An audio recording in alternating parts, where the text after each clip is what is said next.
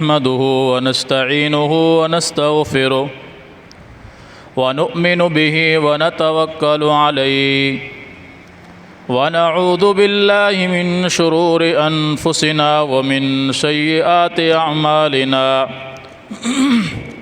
من يهده الله فلا مضل له ومن يضلله فلا هادي له ونشهد أن لا إله إلا الله وحده لا شريك له ونشهد أن محمدًا عبده ورسوله أما بعد فإن خير الحديث كتاب الله وخير الهدي هدي محمد صلى الله عليه وسلم وشر الأمور محدثاتها وكل محدثة بدعة وكل بدعة ضلالة وكل ضلالة في النار يا أيها الذين آمنوا اتقوا الله حق تقاته ولا تموتن إلا وأنتم مسلمون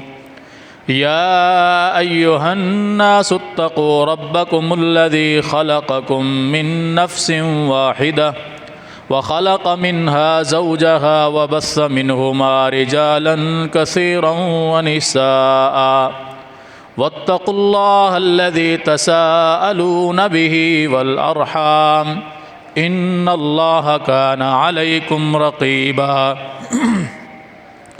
يا أيها الذين آمنوا اتقوا الله وقولوا قولا سديدا يصلح لكم أعمالكم ويغفر لكم ذنوبكم ومن يطع الله ورسوله فقد فاز فوزا عظيما أعوذ بالله السميع العليم من الشيطان الرجيم بسم الله الرحمن الرحيم أفلا يتدبرون القرآن أم على قلوب أقفالها وقال النبي صلى الله عليه وسلم إن الله يرفع بهذا الكتاب أقواما ويضع به آخرين اللهم صل على محمد وعلى آل محمد كما صليت على إبراهيم وعلى آل إبراهيم إنك حميد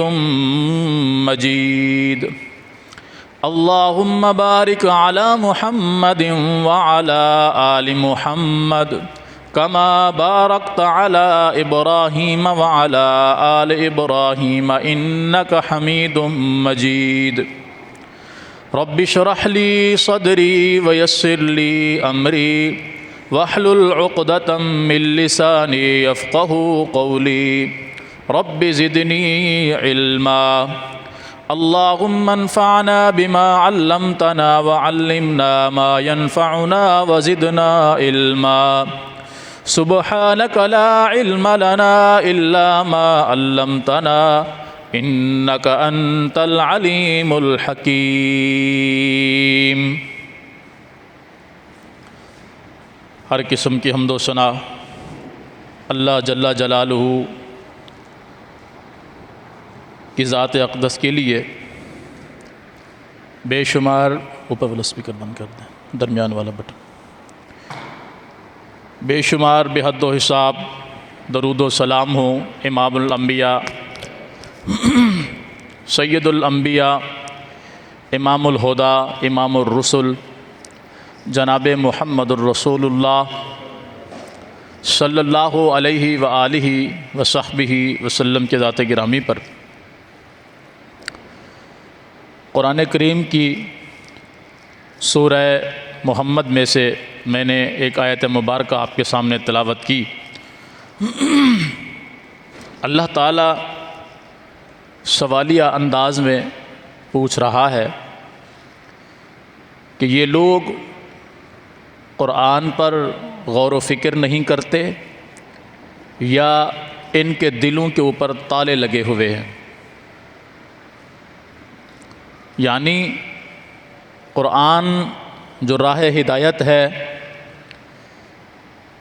صراط مستقیم ہے، زندگی کو گزارنے کا ایک بہترین فارمولہ ہے۔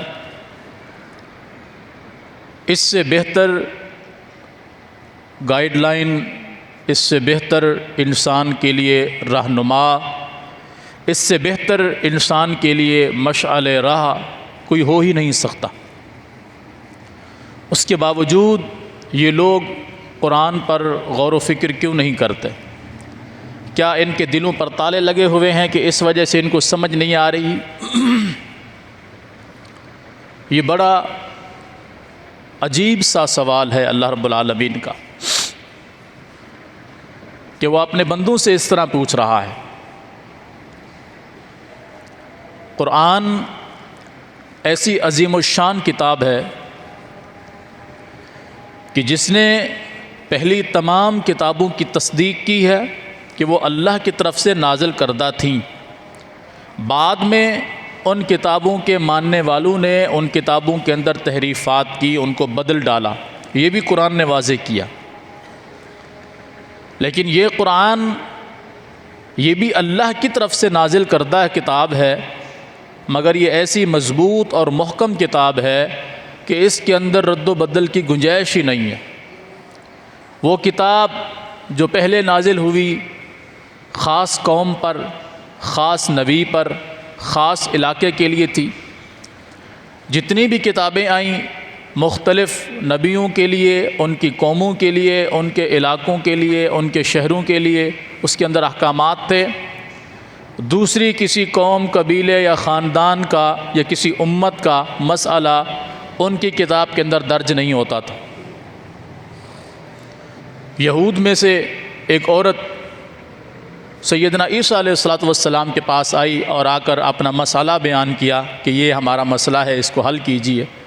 تو انہوں نے کہا میں تمہارا مسئلہ اپنی کتاب کے اندر نہیں پاتا، یعنی تمہارے مسئلے کا حل میری شریعت میں نہیں ہے، تم اپنی شریعت کے علماء کے پاس جاؤ، وہ اس کا مسئلہ حل کریں گے۔ لیکن قرآن ایسی لاریب کتاب ہے، اور اس کے بعد اب کسی کتاب نے بھی نہیں آنا، اس کتاب کے اندر رد و بدل بھی نہیں ہونا، اور یہ کتاب ایسی ہے کہ اس کے اندر یہودیت کے جتنے مسائل ہیں اس کا بھی ذکر موجود ہے، عیسائیت کے جتنے مسائل ہیں اس کا بھی حل موجود ہے۔ غرض قیامت تک کہ آنے والے آخری انسان تک کی زندگی کے اندر جو بھی مسئلہ ہوگا اس کا حل قرآن کے اندر موجود ہے۔ قرآن کے نزول کے وقت جو لوگ موجود تھے تب سے لے کے قیامت تک جتنے لوگ آئیں گے ان کی زندگی میں کوئی بھی مسئلہ ہوگا اس کا حل قرآن کے اندر موجود ہے۔ ہاں، سمجھنے کی، پڑھنے کی، سمجھانے کی، اس سے ہدایت حاصل کرنے کی ضرورت ہے ہر انسان کو۔ آج جو امت مسلمہ کا شیرازہ بکھرا ہوا ہے اس کی وجہ قرآن اور حدیث سے دوری ہے۔ لوگ قرآن کو مشکل ترین کتاب سمجھتے ہیں کہ بھائی اس کو سمجھنے کے لیے ہم بھلا اس قابل ہیں کہ ہم قرآن کو سمجھیں، اور کچھ پیٹ کے پجاری مولویوں نے قرآن کریم کو مشکل بنا دیا لوگوں کے لیے۔ آپ نیٹ پر سرچ کریں کہ کیا ہر بندہ قرآن کریم کو سمجھ کر پڑھ سکتا ہے؟ اللہ کی قسم آپ کو 90% ایسے مولویوں کے جوابات ملیں گے جو کہیں گے کہ نہیں نہیں نہیں، آپ قرآن کو خود سمجھ کر نہیں پڑھ سکتے، آپ گمراہ ہو جائیں گے۔ 90%، 100 میں سے 90% مولوی آپ کو قرآن ترجمے کے ساتھ پڑھنے سے منع کریں گے کہ نہیں، آپ پڑھ ہی نہیں سکتے، آپ سمجھ ہی نہیں سکتے۔ یہ طالب علمیوں کا کام ہے کہ طالب علم جب دین سیکھتے ہیں وہ پہلے گرامر کی فلاں کتاب پڑھتے ہیں، پھر فلاں پڑھتے ہیں، پھر فلاں پڑھتے ہیں، پھر فلاں پڑھتے ہیں، اس کے بعد جا کر ان کو قرآن کی عربی آتی ہے اور پھر وہ قرآن کا ترجمہ کر سکتے ہیں، اور پھر وہ اس کو پڑھتے ہیں، پھر بھی ان کو سمجھ نہ آئے تو وہ مفتی سے پوچھتے ہیں، استاد سے پوچھتے ہیں، وہ جا کر سمجھ سکتے ہیں۔ عام بندہ قرآن کا ترجمہ نہیں پڑھ سکتا۔ حالانکہ سوال دیکھیں الگ الگ سوال ہے، ایک ہے کہ کیا میں قرآن کا ترجمہ کر سکتا ہوں، ایک ہے کیا میں قرآن کا ترجمہ پڑھ سکتا ہوں۔ قرآن کا ترجمہ کرنا یہ ہے کہ میں عربی پڑھوں اور اپنی طرف سے کہوں کہ ذالک کا معنی یہ ہے، بِأَنَّهُمْ کا معنی یہ ہے، کافرون کا معنی یہ ہے، یعلمون کا معنی یہ ہے، تعلمون کا معنی یہ ہے، میں اپنی طرف سے اس کا ترجمہ کروں۔ ایک ہے کہ ترجمہ ہو چکا ہے، ایک مترجم نے، ایک شیخ نے جو عربی پر مہارت رکھتا تھا، اس نے قرآن کریم کا ترجمہ کیا اور قرآن و سنت کے اصولوں کو مد نظر رکھتے ہوئے اس نے ترجمہ کیا، تو میں اس ترجمے کو پڑھ رہا ہوں، میں خود ترجمہ نہیں کر رہا، اس ترجمے کو پڑھ رہا ہوں تاکہ میں سمجھوں قرآن میرے لیے کیا پیغام لایا ہے۔ یہ الگ بات ہے کہ نہیں؟ اور ایک بات ہے کہ میں خود، مجھے کچھ بھی نہیں آتا، عربی میں سے کچھ بھی پڑھ نہیں آتا، میں خود قرآن کریم کا ترجمہ کرنا چاہتا ہوں کہ فلاں آیت کا یہ معنی ہے، اس کی تفسیر یہ ہے، اس کا مفہوم یہ ہے، فلاں آیت کا یہ معنی ہے، اس کا مفہوم اور اس کی تفسیر یہ ہے۔ دونوں الگ الگ باتیں ہیں، دونوں الگ الگ باتیں ہیں۔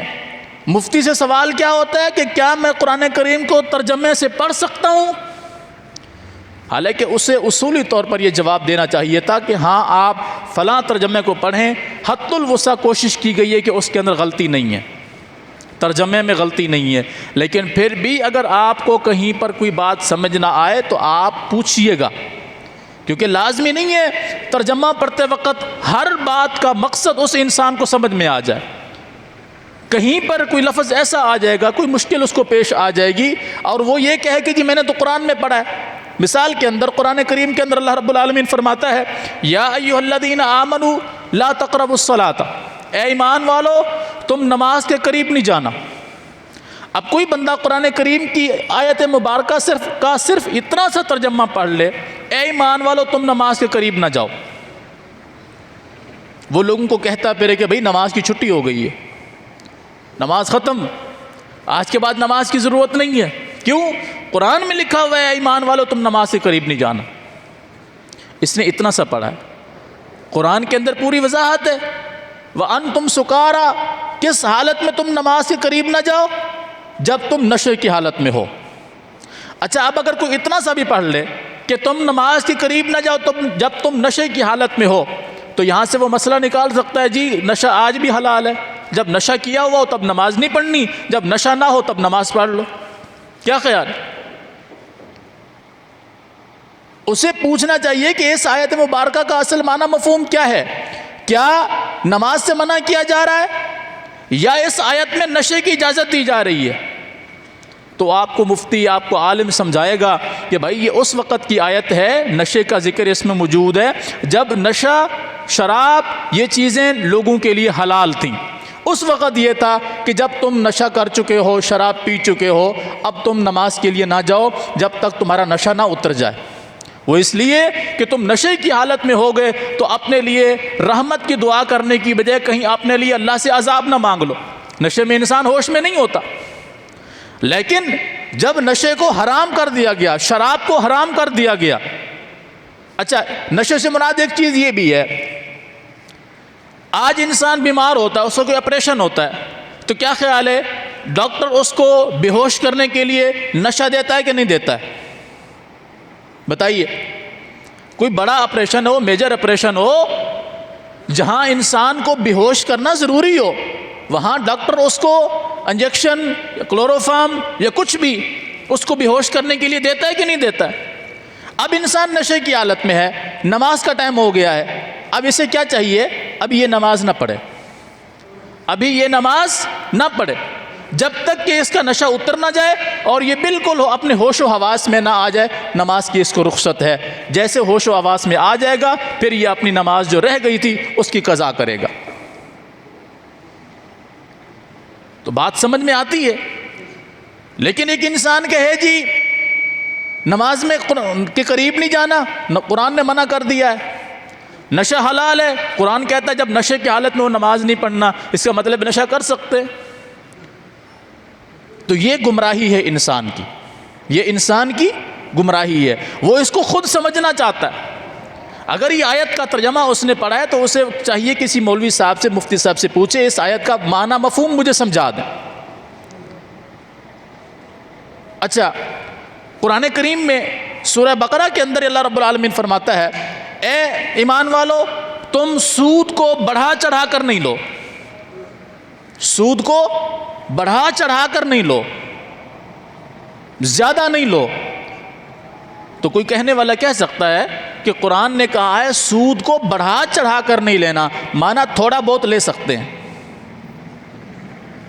کیونکہ اس میں کیا ہے، یا ایھا الذین آمنوا لا تأکلوا الربا اضعافا مضاعفا، اے ایمان والو سود نہیں کھاؤ بڑھا چڑھا کر، یعنی تھوڑا بہت لے سکتے ہو۔ اگر کوئی بندہ اس سے یہ سمجھے کہ قرآن نے کہا ہے کہ بڑھا چڑھا کر نہیں لینا، فرض کریں میں نے 1000 روپیہ دیا ہے تو میں 1200 لے سکتا ہوں، 1500 نہیں لے سکتا ہوں، کیوں؟ میں نے قرآن میں پڑھا ہے کہ بڑھا چڑھا کر نہیں لینا۔ بڑھا چڑھا کر تو یہ ہے کہ 1000 کے بدلے میں 2000 لینا ہے، 1000 کے بدلے میں 3000 لینا، 1000 کے بدلے میں 2500 لینا، یہ بڑھا چڑھا کر ہے۔ 1000 کے بدلے میں 1100 لینا کون سی حرج ہے؟ تو کیا خیال ہے، اس کو قرآن سے ہی مسئلہ ملا نا، حالانکہ قرآن کے اندر اس کا بھی اصول نہیں ہے، حدیث نے اس کی وضاحت کر دی ہے کہ نبی علیہ الصلوۃ والسلام نے فرمایا سود کا ادنا درجہ 1000 روپے پر 1 روپیہ ادنا درجہ ہو گیا کہ نہ ہو گیا؟ 1000 روپے پہ 1 روپیہ بھی سب سے ادنا درجہ ہے کہ نہیں؟ نبی علیہ الصلوۃ والسلام نے فرمایا سود پر سب سے ادنا درجہ، سب سے کم تر سود ایسا ہے جیسے کوئی بندہ اپنی ماں کے ساتھ 70 مرتبہ بدکاری کرے۔ اب مجھے بتائیے جو قرآن کی آیت پڑھے اور کہے کہ جی قرآن نے یہ کہا ہے بڑھا چڑھا کر نہیں لینا، مطلب تھوڑا لے سکتے ہو، تو اسے چاہیے وہ مولوی سے پوچھے کہ اس آیت کا معنی کیا ہے، بڑھا چڑھا کر نہیں لینا یہ تھوڑا بھی حرام ہے؟ تو عالم اسے سمجھائے گا، مفتی اسے سمجھائے گا کہ بھائی سود بالکل حرام ہے، قرآن میں یہ ہے کہ بڑھا چڑھا کر نہیں لینا، لیکن یہ ایک زیادتی کو بیان کیا گیا کہ اتنا نہیں لینا، بڑھا چڑھا کر نہیں لینا، اس کی حدیث نے وضاحت کر دی کہ کم بھی نہیں لینا۔ اللہ نے جوئے کو، شراب کو، دیگر چیزوں کو گناہ کبیرہ قرار دیا۔ یا ایھا الذین آمنوا انما الخمر والمیسر والانصاب والازلام رجس من عمل الشیطان، شراب، جوا، پانسے پلٹنا، فال نکالنا، یہ سب ناپاک چیزیں ہیں، یہ سب حرام چیزیں ہیں، ناپاک چیزیں ہیں۔ اب کوئی کہے کہ جی شراب کو قرآن نے حرام نہیں کہا، ناپاک کہا، تو لہٰذا حرام اور ناپاک میں فرق ہے۔ مثلا بلی حرام جانور ہے لیکن پاک ہے، وہ آپ کے کپڑوں کو چھو جاتی ہے، مسئلہ نہیں ہے، حرام ہے، اس کو آپ ذبح کر کے نہیں کھا سکتے، لیکن وہ پاک جانور ہے، آپ کے جسم کو لگ جائے، کپڑوں کو لگ جائے تو پرواہ نہیں ہے۔ کتا ناپاک بھی ہے، حرام بھی ہے، تو ناپاک اور حرام کے درمیان بھی فرق ہوتا ہے۔ ہر ناپاک شے حرام ہو سکتی ہے لیکن ہر حرام شے ناپاک نہیں ہوتی، جیسے بلی حرام ہے لیکن ناپاک نہیں۔ تو کوئی یہ کہے کہ شراب نے کہا ہے کہ قرآن نے کہا ہے کہ شراب ناپاک ہے، جوا ناپاک ہے، تو یہ حرام تھوڑی ہے، تو پھر اس کو چاہیے کہ وہ عالم سے سمجھے، لیکن اس سمجھنے کی وجہ سے وہ قرآن کو پڑھے ہی نہیں، وہ قرآن کو سرے سے پڑھے ہی نہیں کہ بھئی جو مجھے مسئلہ سمجھ نہیں آئے گا میں مفتی صاحب سے پوچھنے جاؤں گا، بار بار مفتی صاحب سے پوچھوں گا، مفتی صاحب پریشان ہوگا، تو بہتر کیا میں پڑھتا ہی نہیں۔ تو ایمانداری سے بتائیے اسے کچھ بات سمجھ آ سکتی ہے؟ کچھ بھی سمجھ نہیں۔ پھر جو کچھ اس کو مولوی کہے گا کہ یہ تو نے ایسے کرنا ہے، اس آیت سے قل خوانی ثابت ہوتی ہے، اس آیت سے تیسرا ثابت ہوتا ہے، اس آیت سے سالگرہ ثابت ہوتی ہے، اس آیت سے میلاد ثابت ہوتا ہے، اس آیت سے بھنگڑے ڈالنا ثابت ہوتا ہے، اس آیت سے بین بجانا، ڈھول بجانا ثابت ہوتا ہے، اس آیت سے یہ ثابت ہوتا ہے، تو پھر تو عوام وہی سمجھے گی۔ ایسے میں کئی مولویوں کی ویڈیوز آپ کو دکھا سکتا ہوں، ان بدبختوں کی سنت رسول ان کے چہرے پہ، سر پہ دستار، اور بکواس کیا کر رہے ہیں، قرآن تو یہاں تک کہتا ہے کہ بھنگڑے ڈالو، پھر آیت پیش کرتا ہے، کہتا ہے قرآن نے کہا فَبِذَالِكَ فَلْيَفْرَحُوا، کہ جب تمہیں کوئی اللہ کی نعمت مل جائے تو اس پہ خوش ہوا کرو۔ تو خوش کیسے ہوتے ہیں؟ یوں ہاتھ باندھ کر خوش ہوتے ہیں یا ناچ کر خوش ہوتے ہیں؟ بتائیے۔ اور عوام نعرے مار رہی ہے، نعرے تکبیر، فلانا ڈینگنا ڈھمکانا، اس کی ایسی کی تیسی۔ کیوں؟ مفتی نے فتویٰ دے دیا کہ قرآن نے کیا کہا ہے؟ بھنگڑے ڈالو۔ کیوں؟ کہ خوشی منانا ہے، اور خوشی کیسے منائی جاتی ہے؟ ہاتھ پہ ہاتھ رکھ کے خوشی نہیں منائی جاتی، خوشی کے الگ انداز ہوتے ہیں، کوئی جھوم کر خوشی مناتا ہے، کوئی ناچ کر خوشی مناتا ہے، کوئی بھنگڑے ڈال کے خوشی مناتا ہے۔ تو مجھے بتائیے، اس مولوی نے بھی قرآن سے بھنگڑا ثابت کیا نا؟ جس طرح کوئی عام بندہ کہے جی قرآن نے کہا نماز کے قریب نہیں جاؤ۔ کیوں؟ نشہ بھی حلال ہے، قرآن نے کہا جب نشے میں ہو نماز پہ نہیں پڑھنا، جب نشے میں نہ ہو تب نماز پڑھ لو۔ جس طرح اس بندے نے قرآن کو سمجھا، اس مولوی نے بھی اسی طرح قرآن کو سمجھا۔ اذان سے پہلے صلاۃ و سلام، درود و سلام پڑھتے ہیں نا، پوچھو کہاں لکھا ہے؟ کہتا قرآن نے کہا ہے یا ایھا الذین آمنوا صلوا علیہ وسلموا تسلیما، اے ایمان والو اللہ کے رسول پر درود پڑھو، درود پڑھو۔ قرآن نے کہا ہے درود پڑھو، یہ کہتے ہیں درود نہیں پڑھو۔ بھائی قرآن نے کہا ہے درود پڑھو، لیکن قرآن نے یہ نہیں بتایا درود کون سے پڑھو؟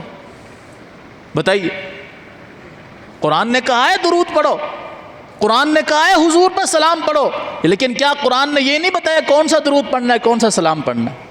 آئیے میں آپ کو قرآن کی سیر کراتا ہوں۔ اللہ تعالیٰ قرآن کریم میں فرماتا ہے وَمَا آتَاكُمُ الرَّسُولُ فَخُذُوهُ، اے لوگو جو چیز میرا رسول تمہیں دے دے اسے لے لو، جو چیز میرا رسول تمہیں دے دے اسے لے لو۔ اللہ اکبر کبیرہ۔ صحیح بخاری کو اٹھائیے، دیگر کتب کو اٹھائیے، رسول اللہ صلی اللہ علیہ وسلم سے سیدنا ابو بکر صدیق رضی اللہ تعالیٰ عنہ پوچھتے ہیں اللہ کے رسول صلی اللہ علیہ وسلم، اللہ فرماتا ہے میرے نبی پر سلام پڑھو، میرے نبی پر درود پڑھو۔ حضور سلام تو ہمیں معلوم ہے آپ کو کیسے سلام کیا کریں، لیکن درود ہم کیسے پڑھا کریں؟ نبی علیہ الصلوۃ والسلام نے درود ابراہیمی پڑھ کر سنایا، فرمایا یہ درود مجھ پر بھیجا کرو۔ قرآن نے کہا ہے وَمَا آتَاكُمُ الرَّسُولُ فَخُذُوهُ، جو چیز میرا رسول تمہیں دے اسے لے لو، وَمَا نَهَاكُمْ، جس چیز سے منع کر دے، عَنْهُ فَانْتَهُوا، اس سے رک جاؤ۔ تو قرآن نے کہا ہے درود پڑھو، لیکن ساتھ میں درود بھی بتایا، پیغمبر کی زبانی درود بھی بتا دیا، وقت بھی بتا دیا۔ اچھا کیا کہتے ہیں؟ وقت کی قید نہیں ہے، تمہیں جس وقت دل کرتا ہے پڑھو، ہمیں اذان کے وقت دل کرتا ہے ہم پڑھیں گے۔ اسی طرح اور بہت ساری بیماریاں، مسئلہ کہاں سے نکالا؟ قرآن سے۔ دلیل کہاں سے نکالی؟ قرآن سے۔ اس وجہ سے یہ لوگوں کو منع کرتے ہیں کہ قرآن کے قریب نہیں جانا، قرآن کا ترجمہ نہیں پڑھنا، تم قرآن کا ترجمہ پڑھو گے گمراہ ہو جاؤ گے، جو کچھ ہم تمہیں بتاتے ہیں اس پر عمل کرو۔ اگر امت قرآن پڑھنا شروع ہو گئی، امت کو پتہ چل جائے گا کافر کون ہے، امت کو پتہ چل جائے گا منافق کون ہے، منافق کی نشانیاں کیا ہے، امت کو پتہ چل جائے گا شرک کیا ہے، شرک کی اقسام کتنی ہیں، امت کو پتہ چل جائے گا غیر اللہ کے نام پہ نظر و نیاز، منت منوتی، چڑھاوے، چادریں، یہ سب دینا جائز ہے یا ناجائز، امت کو پتہ چل جائے گا۔ امت کو پتہ چل جائے گا جو مر گیا ہے یہ کسی کی نہیں سنتا، امت کو پتہ چل جائے گا جو قبر کے نیچے ہے یہ نہیں سنتا، جو اوپر پڑا ہے یہ بھی نہیں سنتا، امت کو پتہ چل جائے گا جو اس دنیا سے چلا جائے جو دور ہو وہ کسی کی نہیں سنتا، امت کو پتہ چل جائے گا کہ اللہ کی توحید کیا ہے، رسول کی رسالت کیا ہے، پتہ چل جانا۔ اور جس دن پتہ چل گیا اس دن مولوی صاحب کون، تو کون، میں کون۔ اس لیے تو آپ جا کر دیکھیں کہ ایسے لاچار، ایسے عجیب و غریب ان کی حالت کہ وہ خود اٹھنے کے قابل نہیں ہے، لوگ ان کو اپنا حاجت روا مشکل کشا مان رہے ہیں۔ اللہ اکبر کبیر۔ جس دن امت نے قرآن کو پڑھنا شروع کر دیا، جس دن، اس دن وہ فرقہ واریت سے بھی باہر نکل آئے گی، یہ جتنی اسلام کے نام پر خرافات ہو رہی ہیں ان سے بھی باہر نکل آئے گی، جس دن امت نے قرآن کو پڑھنا شروع کر دیا۔ ابھی یہ آج 25 تاریخ کے 20 تاریخ کا واقعہ ہے، 20 تاریخ کا واقعہ ہے، گگو منڈی پنجاب میں آدمی فوت ہوا 7 دن پہلے، تو 20 تاریخ کو اس کی کل خوانی تھی، 7ویں کا ختم تھا۔ کتنے کا؟ 7ویں کا ختم تھا۔ پبلک آئی ہوئی تھی، بڑے دھوم دھام سے انہوں نے ختم کیا، ختم پڑھا، کھانا مانا کھلایا۔ اب 2 بھائی تھے، باپ مر گیا ہے، 2 بھائی ہیں، دونوں بھائیوں نے، جس نے خرچہ کیا ہوا تھا اس نے دوسرے سے کہا کہ بھائی یہ اتنا ٹوٹل خرچہ آیا ہے، آدھا تیرے ذمہ آدھا میرے ذمہ۔ اس نے کہا جی میرے پاس تو کچھ بھی نہیں، میرے پاس کچھ بھی نہیں، اور میں دوں گا بھی نہیں، میں نے کہا تھا اتنا خرچہ کرو۔ تو میں ہوئی، بڑے بھائی نے پسٹل اٹھایا، چھوٹے کو مار دیا۔ اللہ کی قسم یہ قرآن میرے ہاتھ میں ہے، اس قتل کا گناہ ان بدبخت مولویوں کے سر کے اوپر ہے جنہوں نے اس 7ویں کو حلال قرار دیا، جنہوں نے اس 7ویں کو لوگوں کے لیے ثواب قرار دیا، جنہوں نے 10ویں کو، جنہوں نے 40ویں کو، جنہوں نے سوئم کو، جنہوں نے برسی کو لوگوں کے لیے حلال قرار دیا۔ میرے رب کی قسم اس قتل کا گناہ ان کے سر پر ہے۔ کیوں؟ اگر انہوں نے دین کے اندر اس بدعت کو نہ نکالا ہوتا آج یہ قتل بھی نہ ہوتا۔ اب مجھے بتائیے، وہ جیل کے اندر ہے، اس کے بھائی کا پرسوں 7واں ہے، 7واں اس نے اپنے باپ کا کیا، اسی دن بھائی کو قتل کیا، اب وہ جیل کے اندر ہے، پرسوں اس کا بھائی کا 7واں ہے۔ اگر امت نے قرآن کو پڑھا ہوتا تو انہیں پتہ چل جاتا یہ سارے مولویوں کے پیٹ بھرنے کے چکر ہیں، دین کا اس سے کوئی تعلق نہیں ہے۔ کیوں نہیں ہے؟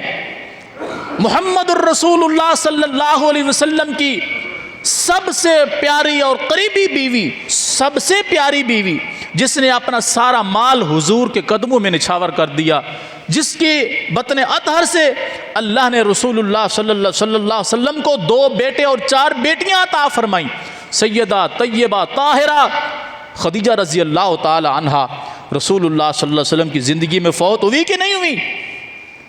حضور نے ان کا تیسرا کیا؟ بتائیے، تیسرا کیا ہو، 7واں کیا ہو، 10واں کیا ہو، چہلم کیا ہو، قرآن خوانی کی ہو، قل خوانی کی ہو، برسی کی ہو، دین میں اگر ہوتا آپ پوچھو، کہتے ہیں اس کا ثواب ہے۔ مرنے والے کو اصالِ ثواب پہنچانے کے بہت سارے طریقے، ان میں سے ایک تیسرا بھی ہے، 7واں بھی ہے، 10واں بھی ہے، 40واں بھی ہے، برسی بھی ہے، گاہے بگاہے بھی ہے۔ میں اس کو کہتا ہوں مذہبی دہشت گردی، مذہبی دہشت گردی۔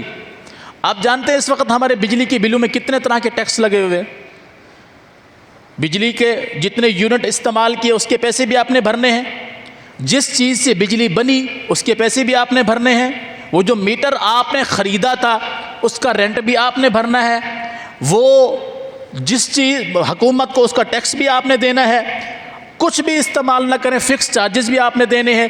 اس کو کیا کہتے ہیں؟ اسے کہتے ہیں ملکی دہشت گردی، قوم کو لوٹنے کا ایک طریقہ، ملکی دہشت گردی۔ اور جو دین کے نام پہ لوگوں کو لوٹے، مر گیا ہے اب اس کا تیسرا کرنا ہے، اب اس کا 7واں کرنا ہے، اب اس کا 10واں کرنا ہے، اب اس کا 40واں کرنا ہے، اب اس کی برسی کرنی ہے، یہ مذہبی دہشت گردی ہے۔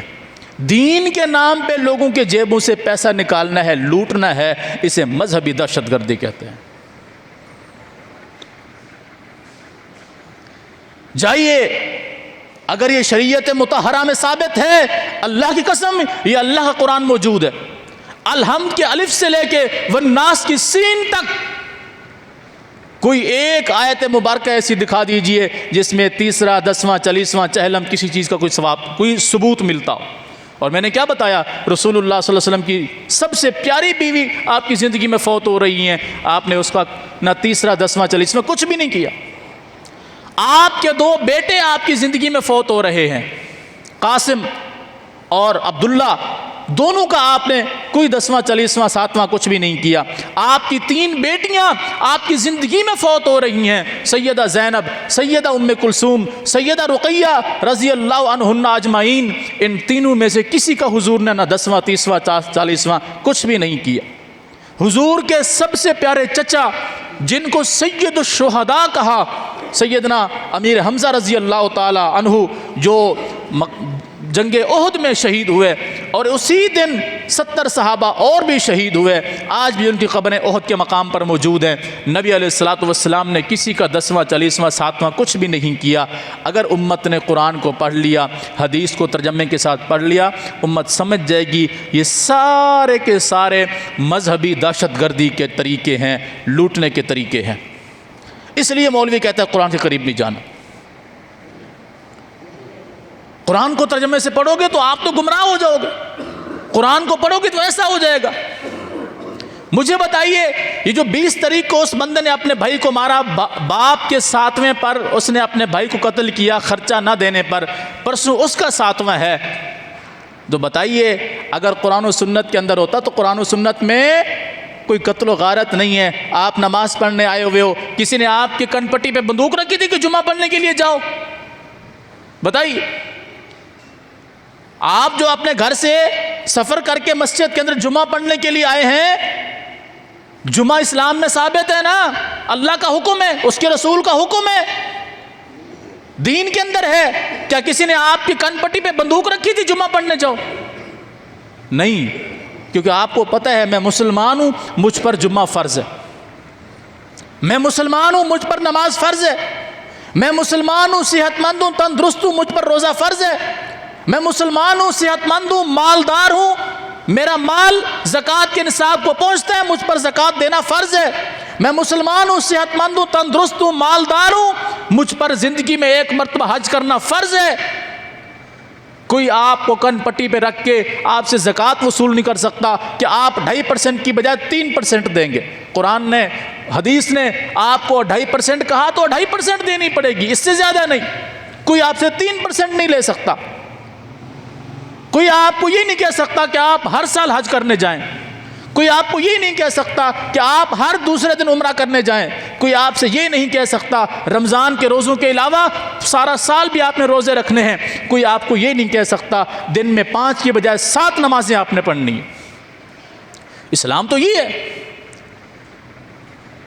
یہ کون سی دہشت گردی ہے کہ مر گیا نقصان بھی انہیں کا ہوا، اور کسی کا کوئی مر جائے تو جانی نقصان ہوا کہ نہ ہوا؟ بتائیے، باپ فوت ہو جائے تو باپ سے بڑی کوئی نعمت ہے اللہ کی؟ ماں فوت ہو جائے کیا اس سے بڑی کوئی نعمت ہے انسان کے لیے؟ ایک جانی نقصان ہوا کہ نہ ہوا؟ جانا تھا، چلا گیا، اللہ کی مرضی، ہم سب نے جانا ہے۔ جانی نقصان بھی کس کا ہوا؟ جن کے ہم میت ہوئی۔ کھانا بھی کون کھلائیں؟ جن کے ہم میت ہوئی۔ آپ جانتے ہیں اسلام کا طریقہ کیا ہے؟ جس گھر میں میت ہو جائے پڑوسیوں کو چاہیے 3 دن تک وہ اس گھر میں کھانا دیں۔ اسلام تو یہ کہتا ہے، اسلام یہ کہتا ہے جس گھر میں میت ہو جائے وہ خود بھی اپنا کھانا بنا سکتے، اسلام نے منع نہیں کیا، لیکن چونکہ وہ ایک غم کے اندر مصروف ہیں، غم کے اندر، پریشانی کے اندر مبتلا ہیں، اسلام نے پڑوسیوں سے کہا تم 3 دن تک اپنے پڑوسی کو کھانا دو، ان کے گھر میں میت ہو گئی ہے، وہ غم کے اندر مبتلا ہے۔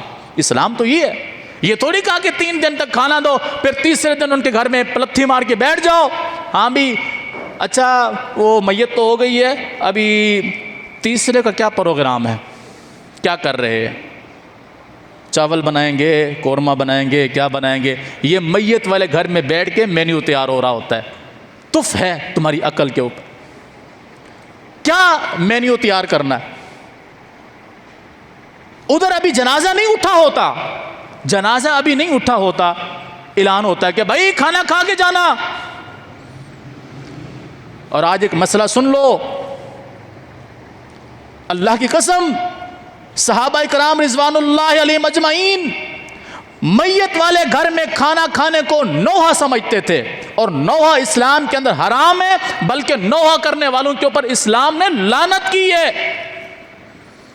تو میت والے گھر میں کھانا کھانے کو صحابہ نوحہ سمجھتے تھے، یعنی میت والے گھر میں کھانا کھانے کو صحابہ لعنت سمجھتے تھے۔ نوحہ کرنے کے اوپر لعنت ہے کہ نہیں؟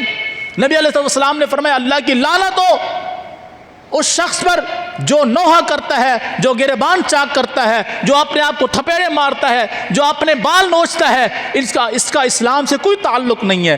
تو صحابہ میت والے گھر میں کھانا کھانے کو نوحہ سمجھتے تھے، دوسرے لفظوں میں لعنت سمجھتے تھے۔ اعلان ہو رہا ہوتا ہے بھائی سب بندے کھانا کھا کے جانا، کھانے کا انتظام ہے۔ اس بدعت کو ختم کیجیے اپنے اندر سے۔ خدا کے لیے جس کے گھر میں میت ہوئی ہے اسے مزید پریشان نہ کیجیے۔ آپ کو اللہ نے استطاعت دی ہے 3 دن تک آپ ان کے گھر میں کھانا ناشتہ جو پہنچا سکتے ہیں پہنچائیے، نہیں پہنچا سکتے تو وہ خود بھی اپنا تیار کر سکتے ہیں۔ اسلام نے مرنے والوں کے اوپر ایک ٹکے کا بھی وزن نہیں ڈالا۔ پھر ہم کیا کہتے ہیں، معاشرہ ہے نا، لوگ کیا کہیں گے، مر گیا کچھ بھی نہیں کیا، کچھ نہ کچھ تو کرنا چاہیے تھا۔ وہ کروڑوں کی جائیداد چھوڑ کر گیا، وہ پراپرٹیاں چھوڑ کے گیا، بلڈنگیں چھوڑ کے گیا، گاڑیاں چھوڑ کے گیا، مربع چھوڑ کے گیا، تم نے اس کے لیے کچھ بھی نہیں کیا۔ کیا کرے گا ہمارا معاشرہ؟ ہماری ناک نہیں رہتی۔ اور شاید میں یہ آپ کو پہلے سنا چکا ہوں، ہمارے علاقے میں رائے برادری ہے، رائے، ہماری سریکی میں پرہاڑ اس کو کہتے ہیں، ویسے وہ اپنے نام کے ساتھ رائے لگاتے۔ رائے مختار فوت ہوا، اللہ اس کو جنت میں جگہ دے۔ آخری عمر میں وہ کافی سدھر گیا تھا جب وہ عمرہ کر کے آیا۔ جب وہاں جاتا ہے تو اللہ نے جس کے دل میں بدلاؤ لانا ہو بدلاؤ لا ہی دیتا۔ لیکن اس کا جب باپ فوت ہوا، پہلے اس کا باپ فوت ہوا، اس کے باپ کی میت کے بعد جب تیسرے کا دن آیا، ختم کا دن آیا، اسے ایک ہی مجلس میں انہوں نے نمٹا دیا۔ تیسرا بھی وہ ہو گیا، 7واں بھی وہی ہو گیا، خیرات بھی وہی ہو گئی۔ 3 دن تک کھانا چلتا رہا۔ کتنے دن تک؟ 3 دن۔ اور پتہ ہے ان 3 دنوں میں کتنے جانور ذبح ہوئے، کتنے من چاول استعمال ہوا، کتنے من گندم استعمال ہوئی؟ 250 دیگ پکی، 250 250 دیگیں کھانے کی بنی، 3 دن تک کھانا چلتا رہا۔ اور یہ میرے ہاتھ میں رب کا قرآن ہے، وہ 2 دن 3 دن نہیں، ساری زندگی بھی اس طرح پکا کر کھلاتے رہتے، ایک چاول کا بھی ثواب نہ ملتا۔ اور جب رائے مختار خود مرا، اس کے بیٹوں نے بھی 3 دن تک باپ کی خیرات کی، 350 دیگیں اس کے کھانے کے اوپر پکائیں، بریانی الگ، قورمہ الگ، جو آپ سوچ سکتے ہیں کھانے کے اندر ہونا چاہیے تھا وہ اس کھانے کے اندر تھا۔ جب کام حرام ہو نا، شریعت نے جس کو حرام قرار دیا ہو، شریعت میں جس کا وجود نہ ہو، اس کھانے کے بعد آپ کو تعریف نہیں ملتی۔ لوگ جو 3 دن تک مسلسل کھانا کھانے کے لیے آتے تھے، جس کو بریانی ملی وہ جاتے ہوئے کہتا تھا مر جاتے اگر ہمیں قورمہ کھلا دیتے تو، کیونکہ ان کے نصیب میں کیا آئی؟ بریانی۔ جن کو قورمہ کھانے کو ملا وہ کہتے تھے مر جاتے اگر ساتھ میں میٹھا بھی دے دیتے تو۔ نہیں یقین آتا میرے ساتھ چلیے، یا آپ کو نمبر دیتا ہوں، آپ پوچھئے گا کہ رائے مختار پرہاڑ کی خیرات پہ کتنی دیگیں پکی، کتنے دن تک کھانا چلا، اس کے باپ کی میت پر کتنا کھانا پکا۔ کیا ہے؟ دنیا بھر میں اس کا نام تھا، پنچایتیں فیصلے کرتا تھا، تو 2 ملک غیر ملک سے لوگ اس کے میت میں اس کے کلخانی میں شریک ہوئے۔ کیوں؟ اتنا بڑا بندہ مر گیا۔ اور جو کچھ کیا یہ سب کس کے نام پہ کیا؟ اسلام کے نام پہ، ثواب کے نام پہ۔ ورنہ وہ پاگل کے بچے تھوڑی ہیں جو 350 دیگ پکائیں گے، 3 دن تک کھانا کھلائیں گے۔ مولویوں نے سبق پڑھایا ہوا تھا نا کہ بھی ثواب ملے گا۔ ایک نمبر 2، اتنا بڑا بندہ فوت ہوا ہے کہ جس کو دنیا جہاں سے لوگ اس کے لیے آ رہے ہیں، تو اگر کچھ نہیں بنائیں گے تو لوگ بولیں گے دیکھو کئی مربوں کا مالک، حالانکہ وہ کئی مربے وہ بھی دنیا جانتی ہے کس طریقے سے وہ حاصل کیے گئے تھے۔ کئی مربے غریبوں کی، مزدوروں کی، بیواؤں کی، یتیموں کی، مسکینوں کی زمینوں پہ قبضے کر کے وہ مربے زمین حاصل کیے گئے تھے۔ کیا ملا اس میں سے؟ لیکن نام تھا، نام کی لاج رکھنی ہے۔ اس لیے میں کہتا ہوں قرآن کو ترجمے سے پڑھیے، آپ کو قرآن سمجھائے گا۔ کوئی مر جائے کس طرح کا رویہ ہونا چاہیے، خوشی ہو کس طرح کا رویہ ہونا چاہیے، غمی ہو کس طرح کا رویہ ہونا چاہیے، شادی ہو کس طرح کا رویہ ہونا چاہیے، کاروبار کس طرح کرنا ہے، معاملات زندگی کس طرح کرنے ہیں، لین دین کس طرح کرنا ہے۔ زندگی کا ایک ایک لمحہ قرآن آپ کو سمجھائے گا، محمد الرسول اللہ صلی اللہ علیہ وسلم کا فرمان آپ کو سمجھائے گا۔ کیوں؟ کیونکہ قرآن راہ ہدایت ہے، زندگی گزارنے کا بہترین اصول ہے۔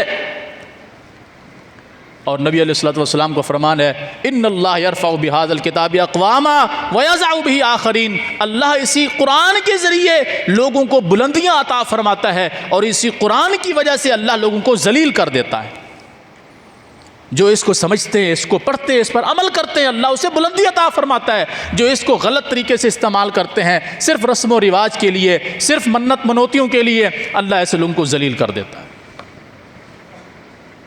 حضرت عمر رضی اللہ تعالیٰ عنہ کا زمانہ ہے، انہوں نے حضرت نافع رضی اللہ تعالیٰ عنہ کو ایک علاقہ کا گورنر بنایا تھا، اور ان کی عادت تھی کہ حج کے موقع پر تمام گورنروں کو بلاتے تھے کہ آئیں تاکہ ان سے حساب و کتاب ہو سکے۔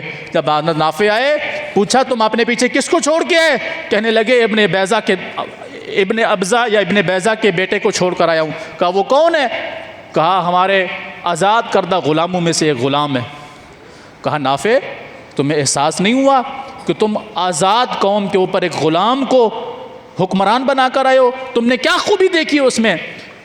حضرت نافع فرماتے ہیں امیر المومنین وہ قرآن کا عالم ہے، وہ قرآن کا عالم ہے، اس لیے میں نے ان کو جو ہے اس کا حاکم، قوم کا حاکم بنایا ہے کہ وہ قوم کو میرے بعد بھی ڈیل کرے گا تو قرآن و سنت کے مطابق کرے گا۔ حضرت عمر نے حضرت نافع کے سینے کے اوپر یوں تھپکی دی اور اللہ کا شکر ادا کیا کہ اللہ نے امت کے اندر ایسے ایسے ہیرے بھی رکھے ہیں۔ اور ہماری حالت کیا ہے؟ یہ تو غریب بندہ ہے، یہ فلانا ہے، یہ ڈھینگنا ہے، ڈھمکانا ہے، یہ قرآن کا قاری، ہم اس کے پیچھے کھڑے ہوں۔ آپ میں سے جتنے لوگ ہیں، کوئی کس برادری سے، کوئی کس برادری سے، کوئی کس برادری سے، یہاں بچہ بھی کھڑا ہو کر نماز پڑھائے گا تو ہم سب کو اس کے پیچھے نماز پڑھنی پڑے گی، کیونکہ اصول قرآن کا یہ ہے، حدیث کا اصول یہ ہے کہ جو قرآن سب سے زیادہ جانتا ہو وہ آگے کھڑا ہو، اس کی عمر کا لحاظ نہیں رکھا جائے گا، وہ سب سے زیادہ قرآن جانتا ہے وہ تمہارا امام ہوگا۔ قرآن تو یہ ہم نے کبھی اس کو سمجھا ہی نہیں ہے۔ کوئی مر جائے تب ہمیں اس کی باری آتی ہے یار اتنے قرآن پڑھ کے نا میرے ابا کو بخش دینا، اس ابا نے ساری زندگی قرآن کو ہاتھ میں نہیں لگایا ہوتا۔ اس پر انشاءاللہ اگلے جمعے مزید گفتگو ہوگی۔ اللہ تعالیٰ عمل کرنے کی توفیق عطا فرمائے۔ اقول قولی ھذا واستغفر اللہ لی ولکم ولسائر المسلمین۔